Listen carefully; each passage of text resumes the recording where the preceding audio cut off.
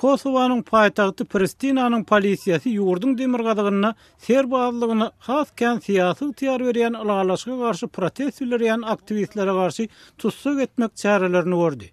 Kosovanyň milletçi öz-özüň keskitleme hereketiniň onlar çagdaty hökümet awtologlaryny zaýlamak synanşygyny edenlerinden soň ellerine ganlar salynıp alınıp gidildi. Bu aktivistler awgust aýyny Kosowa bilen Serbiýanyň arasynda gatnaşyklar kadalaşdyrmak maksady bilen baglaşylan düýpli ulalaşyk sebäpli gahar gadaba çykdylar.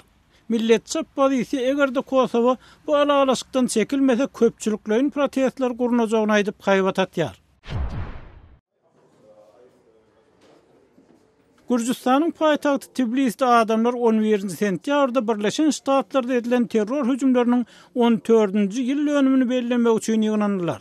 Amerikanyň Dostlar klubynyň agdalary tarapyndan gurnulan çäre diplomatlar beýleki mehmanlar gelip, olar 2001-nji ýylyň 11 sentýabrynda ýok bolanlaryň hatirasyna bir agaja gyzyl, ak we gök lentalar daňdylar. 14 ýyl mundan Birleşen Ştatlaryň topragyna Al-Qaida jeňçiler tarapyndan amala aşyrylan terror hüjümlerini 3000 çemet adam wepat bolupdy.